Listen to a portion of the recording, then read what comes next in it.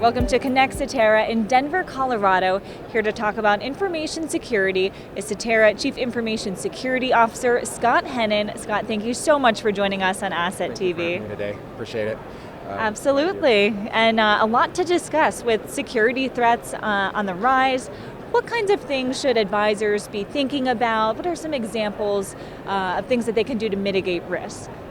Good. That's a great question. So there's a number of things that are going on in the cybersecurity world today.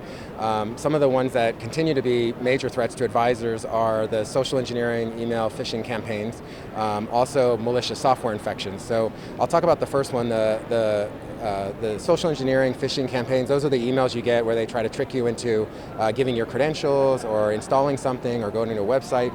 So those particular types of threats, they're really bad nowadays because that's about 2.7 billion in losses in the last 12 months, according to the FBI. That much? Wow. Yeah, so it's definitely something that's significant that people need to take notice of.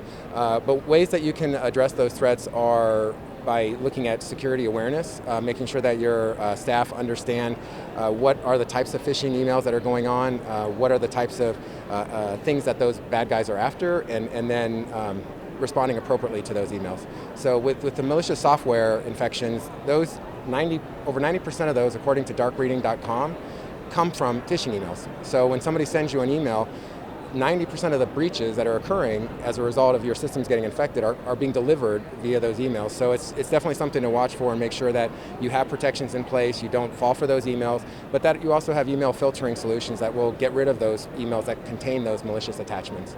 And also running vulnerability scans, patching your systems, having an antivirus that's up to date is good. So those are some of the things I would do to mitigate those risks. And speaking of protection, are there any training or other resources that you would recommend for financial advisors to share with their teams to help mitigate some of this risk? Yes, absolutely. First and foremost, I would say one of the biggest things you can do to mitigate some of the risk is make sure before you hire anybody that you background check them. Make sure that you only give them access that is needed, because a lot of times it's more convenient to give everybody everything, right? All their access. So you want to make sure you don't have anybody that's there that has failed a criminal background check, and you want to make sure they only have the access they need to do their job. After that, you want to also have a security awareness program in place. We talked a little bit about security training, so you want to make sure you have that program in place, and it's an ongoing awareness. So you give people tips ongoing about different types of threats and how they can address them. There's also, what you want to do is also maybe adopt a cybersecurity framework. There's one that's provided by the National Institute of Standards and Technology. It's called the Cybersecurity Framework. Not very creative, but the CSF, you can actually download that at nist.gov/cyber framework, and it'll give you all the different controls that you may want to look at and consider to have in place to protect yourself against cyber threats. There's a couple other websites I just want to call out real quick that are good as well for advisors to use. One is called staysafeonline.org. Staysafeonline.org provides a lot of tips on how to protect yourself, how to protect your business, and the other one is stopthinkconnect.org. So stopthinkconnect.org as well provides you different information on how to protect yourself. It gives you security training materials.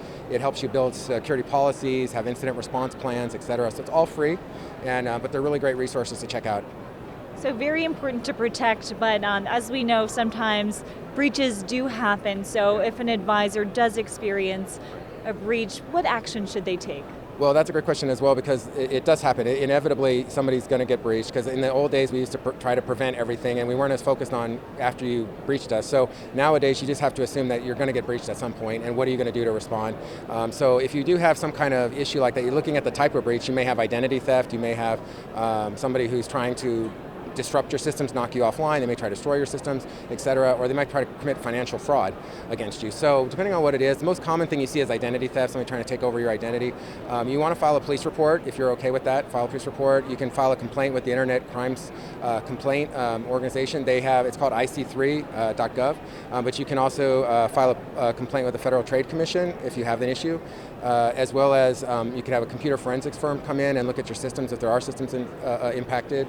If you have any passwords that you gave away or compromised, I would change all those passwords, and then look at where other systems you may use those same passwords, because bad guys will take the password credentials they get and they'll try them on all the popular websites out there. So if you lost your credentials on your bank account, they might go see if those work on Facebook or Twitter. So make sure that you do change all your passwords if they get compromised in that way. You can also freeze your credit.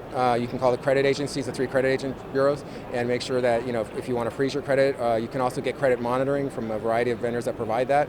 And to monitor your credit, make sure there's not any bad activity happening, as well as if you have cyber insurance. You may want to see if you're covered with your cyber insurance claim. So those are some things that you can do. There's a number of other things. There's a website called USA.gov, and it's USA.gov. They have information on identity theft. So I think it's USA.gov/identity-theft, I think is the website. So that's the website you go to, and they have a lot of information on what you can do. All the stuff I talked about here today is there as well. As you can also visit our website, Cytera.com, under privacy-policy, and we have other security information there as well that may help you. Wow, well, Scott, so much great insight. Hopefully all the viewers out there will be better protected as a result of this interview. Thank you so much. My pleasure. Thank you very much.